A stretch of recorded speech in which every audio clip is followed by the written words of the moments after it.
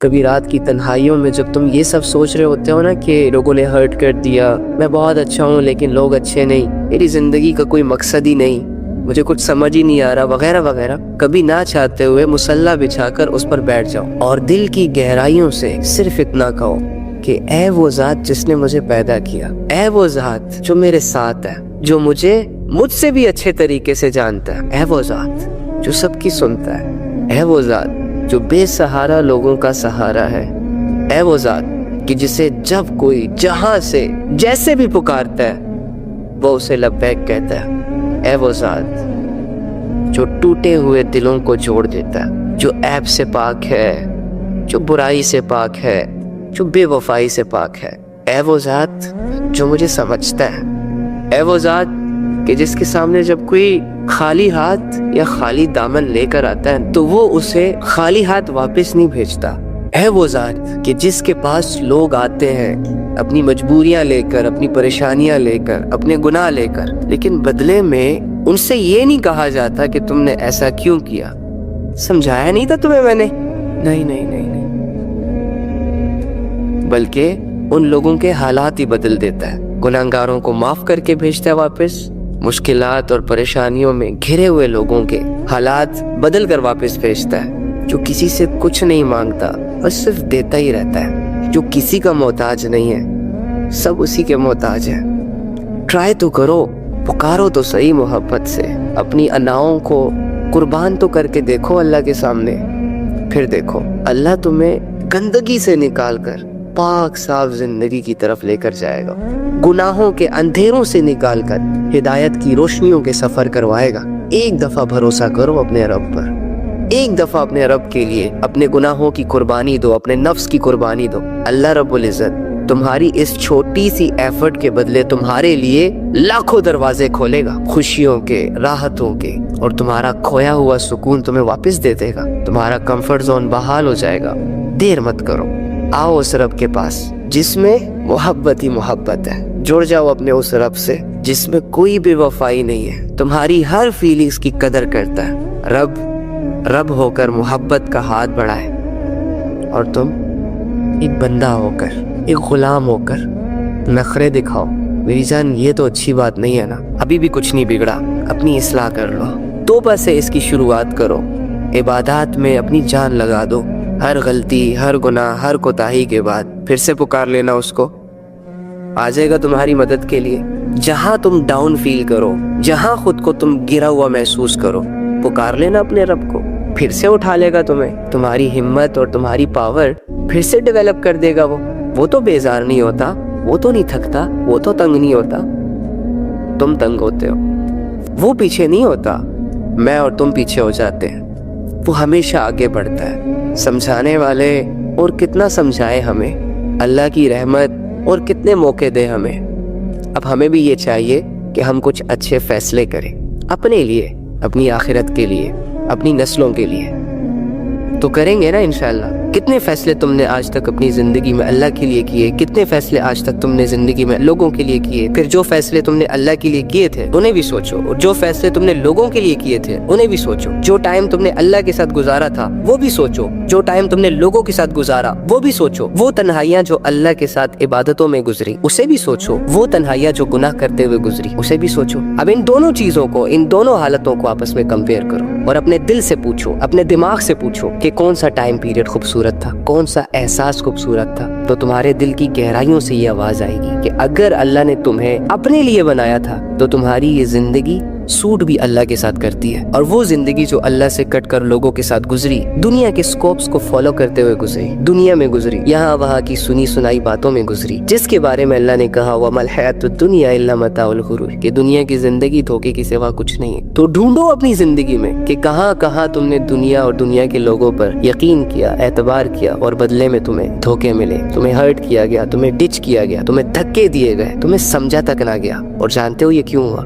کیونکہ تم نے اللہ کی اس بات کو نہیں سمجھا کہ تمہارے اللہ نے تمہاری بھلائی کے لیے یار میری جان محبت کے جذبوں سے تمہیں یہ کہا تھا وَمَا الْحَيَاةُ الدُّنْيَا إِلَّا مَتَاعُ الْغُرُورِ، دیکھ میرے بندے یہ دنیا میں نے بنائی ہے، میں جانتا ہوں اس کی ریالٹی کو، تو اس میں پیدا ہوا ہے، تجھے تو الف اور بے کا نہیں پتا، لہٰذا یہ دنیا کی زندگی دھوکے کے سوا کچھ نہیں ہے۔ اور دوسری جانب هُوَ الَّذِي يُنَزِّلُ عَلَىٰ عَبْدِهِ آيَاتٍ بَيِّنَاتٍ لِيُخْرِجَكُم مِّنَ الظُّلُمَاتِ إِلَى النُّورِ، اور میرے بندے میں تمہارا وہ رب ہوں جو تم پر کھلی کھلی آیتیں نازل کرتا ہے، تمہیں ایجوکیٹ کرتا ہے۔ کاز کیا ہے اس کی، ریزن کیا ہے، تاکہ وہ تمہیں ان اندھیروں سے نکال کر روشنیوں میں ڈال سکے۔ وہ اندھیرے جس میں تم خود جاتے ہو، ان اندھیروں سے تمہیں اللہ نکالنا چاہتا ہے جس میں لوگوں نے تمہیں دھکے دے دے کے گرایا ہوا ہے۔ اور آج تمہاری اور میری سچویشن ایسی ہے کہ ان اندھیروں نے ہمیں اپنے اندر سما لیا ہے، ہمیں کچھ نظر نہیں آ رہا، جاگتی آنکھوں سے دنیا دیکھ رہے ہیں لیکن سمجھ کچھ نہیں آ رہا، پلے کچھ نہیں پڑ رہا۔ تو جو بندہ بھی رب کی بات کا یقین نہیں کرے گا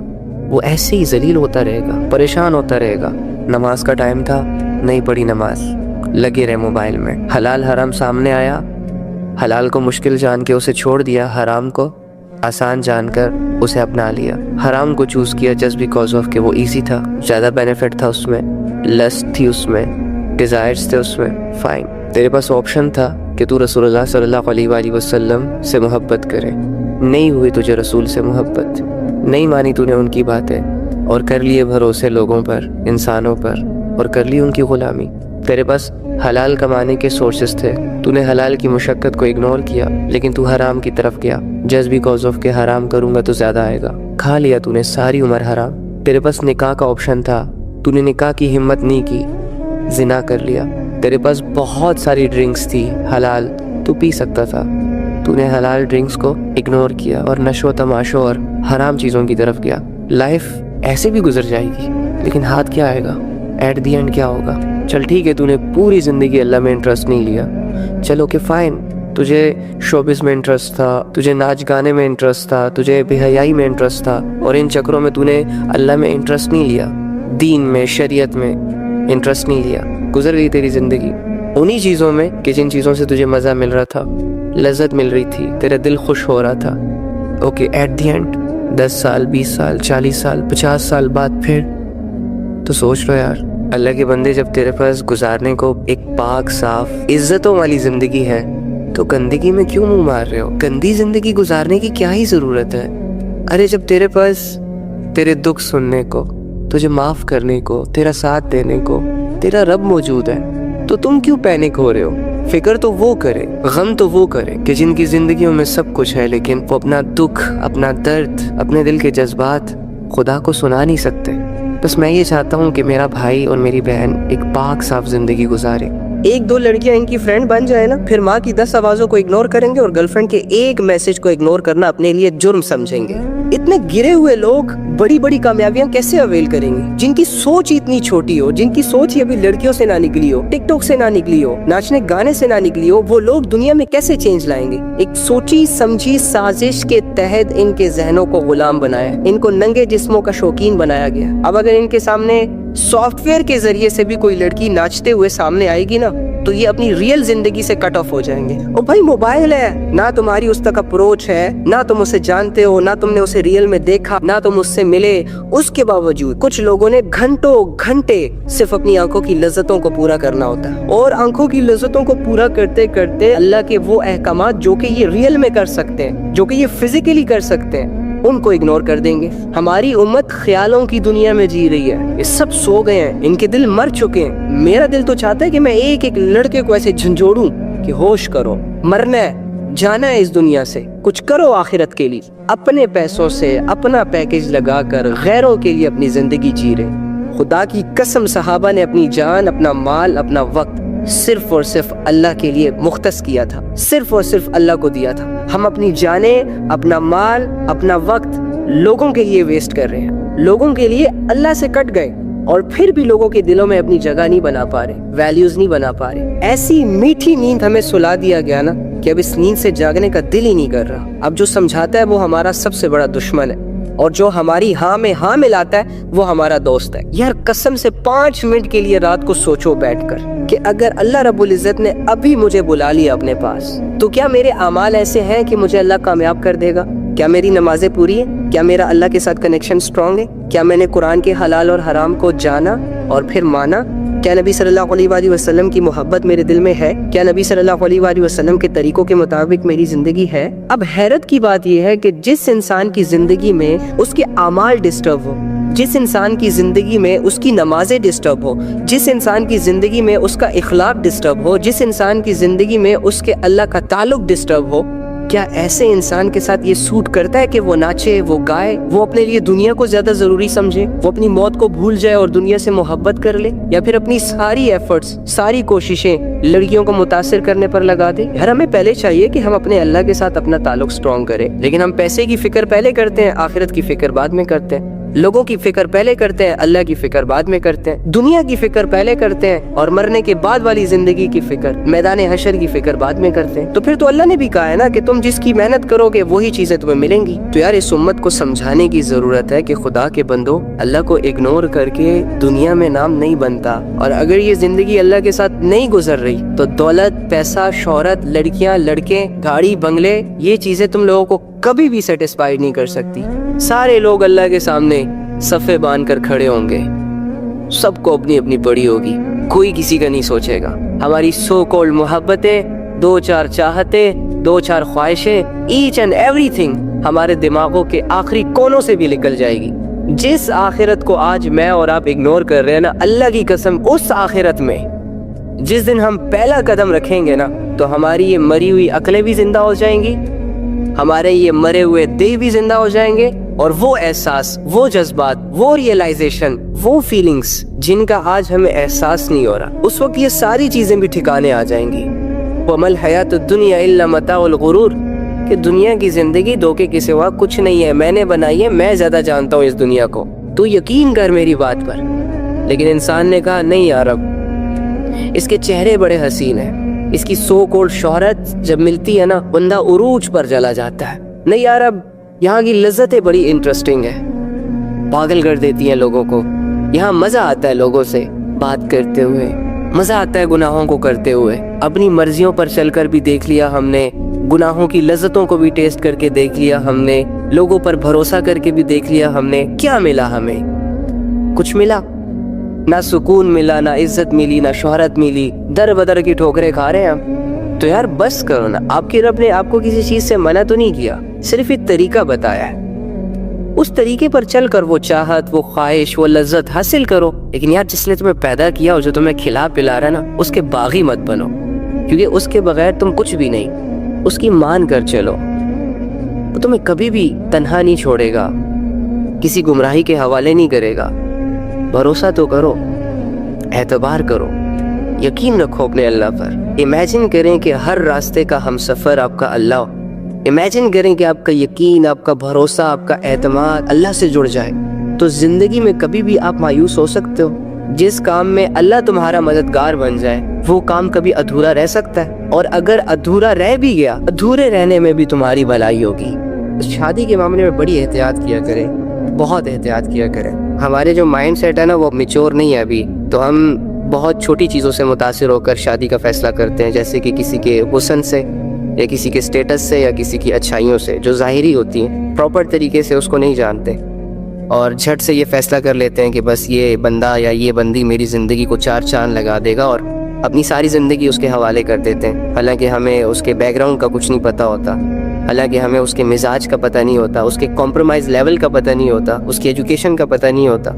وہ کن لوگوں میں اٹھتا ہے بیٹھتا ہے، یا کن لوگوں کے ساتھ اس کے افیئرس چل رہے ہیں، وہ کچھ بھی پتہ نہیں ہوتا، اور ہم دو چار چیزوں سے متاثر ہو کر کسی سے بھی شادی کے فیصلے کر لیتے ہیں، مٹیریلسٹک چیزوں کو سامنے رکھ کر شادی کے فیصلے کر لیتے ہیں۔ تو ایسا نہ کیا کریں، کردار بہت میٹر کرتا ہے، ایمان بہت میٹر کرتا ہے، اللہ کا تعلق بہت میٹر کرتا ہے۔ کہ علی بھائی جو لوگ شادی شدہ ہیں اور اس کے باوجود بھی افیئرس کرتے ہیں، اس کے بارے میں بتائیں کچھ۔ آپ یقین کریں انتہائی گھٹیا قسم کے لوگ ہوتے ہیں، وہ مرد بھی گھٹیا ہے، وہ عورتیں بھی گھٹیا ہیں، جن کو اللہ رب العزت نے ایک حلال رشتہ دیا ہوتا ہے، لیکن اس کے باوجود حرام کی طرف جاتے ہیں۔ اس کی مثال ایسی ہے کہ گھر میں ایک اچھا خاصا پکا پکایا کھانا موجود ہے، لیکن وہ جا کے گندگی کے ڈھیر سے کچھ اٹھا کے کھا رہا ہے اور اسے لذیذ سمجھ رہا ہے۔ قرآن میں جو غیر شادی شدہ ہوتے ہیں وہ جب زنا کرتے ہیں نا، تو اس کے لیے یہ حکم ہے کہ اسے 100 کوڑے مارو سب کے سامنے، رحم نہ کرنا، یعنی کین یو امیجن یار، جو رب اتنا مہربان ہے، جو رب یہ کہتا ہے کہ ایک دوسرے کو معاف کرو، ایک دوسرے پہ رحم کرو، وہ رب بھی زنا کرنے والوں کے لیے یہ کہہ رہا ہے کہ اگر ان کا زنا پروو ہو جائے، اگر ان کی یہ گندگی پروو ہو جائے تو ان کو سب کے سامنے 100 کوڑے لگاؤ۔ جو شادی شدہ ہوتے ہیں، یعنی جنہوں نے شادی کر رکھی ہوتی ہے، شادی شدہ ہونے کے باوجود وہ افیئرز چلاتے ہیں اور ان افیئرز میں ان سے زنا ہو جاتا ہے، تو اللہ رب العزت نے پتہ ہے ان کی کیا سزا رکھی ہے؟ انہیں سنسار کرو، انہیں پتھروں سے ہلاک کرو۔ یعنی ایک قسم سے تو جیسے اللہ ان سے جینے کا حق ہی چھین رہا ہے۔ اور یہ لوگ اتنا لائٹ سمجھتے ہیں ان چیزوں کو، جن کو اپنی آخرت برباد کرنے کا شوق ہے، وہ شوق سے چلائے افیئرز، وہ بیویوں کو چھوڑ کر مارتے رہے منہ گندگیوں میں۔ اللہ رب العزت کی نعمت کے ساتھ ناقدری بھی ہے، ناشکری بھی ہے، کھلواڑ بھی ہے کہ اللہ نے تمہیں بیوی عطا کی، شوہر عطا کیا، اور تم اس میں انٹرسٹ نہیں لے رہے اور باہر کی لڑکیوں کے ساتھ، باہر کے لڑکوں کے ساتھ افیئرز چلا رہے ہو۔ یہ تو غیرت کے خلاف ہے، یہ تو حیا کے خلاف ہے، یہ تو انسانیت کے خلاف ہے۔ جو لوگ بھی ایسا کر رہے ہیں وہ انسان نہیں ہو سکتے، لیکن جو مومن ہوتا ہے نا، وہ اللہ کی حدودوں کو کراس نہیں کرتا۔ جو مسلمان ہوتا ہے، جس کے دل میں اللہ کا خوف ہوتا ہے نا، وہ یہ دیکھتا ہے کہ اللہ رب العزت کی رضا کس چیز میں ہے۔ اوکے، تو بہت سارے لوگ ایسے ہوتے ہیں جو لذتوں کے دیوانے ہوتے ہیں، وہ لذتوں میں ہی اپنی زندگی گزار رہے ہوتے ہیں۔ اللہ ایسے لوگوں کی حفاظت بھی کرے اور ہماری بھی ان لوگوں سے حفاظت کرے۔ میں نہیں جانتا کہ وہ کون تھی، کیا تھی، لیکن اس کے جو الفاظ ہیں نا، وہ کلیجہ چیرنے والے ہیں کہ ظالموں، میں نے نکاح کیا تھا، کوئی زنا تو نہیں۔ جب ایک انسان اس دنیا میں پیدا ہوتا ہے نا، تو اس کے سارے رشتے اللہ نے آلریڈی بنائے ہوتے ہیں، فکس کیے ہوتے ہیں۔ جب وہ آنکھ کھولتا ہے، باپ پہلے سے موجود، ماں پہلے سے موجود، بہن بھائی، رشتے دار، سارے رشتے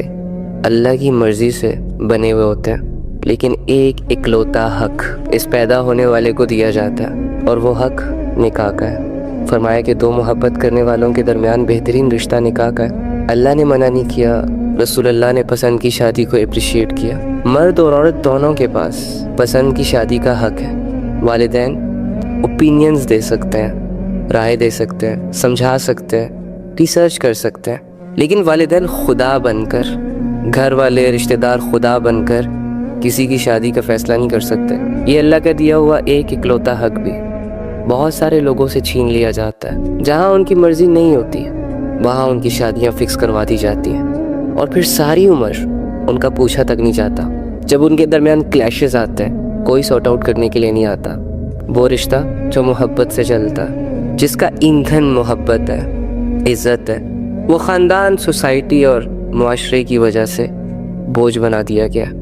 زبردستی کی شادیاں کروائی جاتی ہیں۔ جب لڑکیاں اپنے لیے سٹینڈ لیتی ہیں تو انہیں دھمکیاں، ایموشنل بلیک میلنگ، ڈرایا دھمکایا جاتا ہے۔ کیا کرے وہ بیچاری؟ ایک باپ کو یوں لگ رہا ہوتا ہے کہ یہ سب کر کے ہم اپنا حق ادا کر رہے ہیں، ایک بھائی کو یہ لگ رہا ہوتا ہے کہ یہ سب کر کے ہم خاندان والوں کو خوش کرتے ہیں۔ سوسائٹی کے 2-4 مردوں کو خوش کرنے کی خاطر غلط فیصلے کرتے ہیں اور اپنے آپ کو مرد بنانے کی کوشش کرتے ہیں۔ یہ ابھی جو ایک واقعہ ہوا ہے بلوچستان میں، ایک بہن کو گولیاں مار کے شہید کیا گیا، اور اس کا ظلم صرف اتنا تھا کہ اس نے پسند کی شادی کی، نکاح کیا۔ یہ جن سو کول غیرت مند لوگوں نے 2-4 لوگوں کی باتوں میں آ کر یہ کام سر انجام دیا، اگر تم واقعی مرد ہو، اگر تم واقعی اتنے بہادر ہو، رات کی تنہائی میں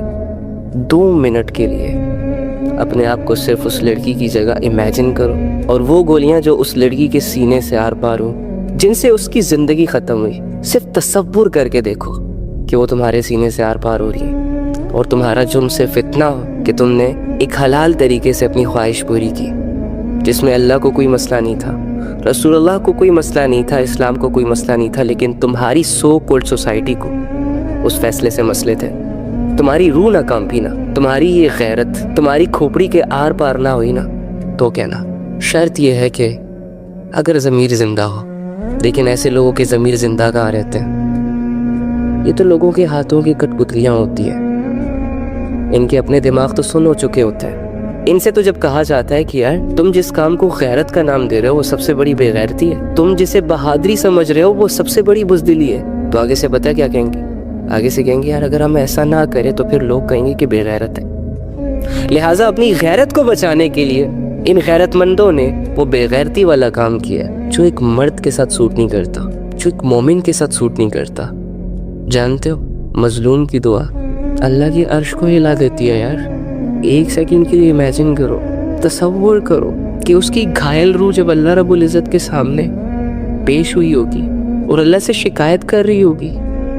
کہ اللہ تیرے بندوں نے میرے ساتھ یہ کیا، کہ ذرا سا تصور تو کرو اس چیز کو، تم نے 2-4 لوگوں کی باتوں میں آ کر اور اپنے آپ کو ایک مرد ثابت کرنے کے لیے 2-4 گولیاں چلا دی ایک مظلوم پر، ہو گئی تیری واہ ان جاہلوں میں، لیکن اللہ کی نظروں میں تو فیل ہو گیا،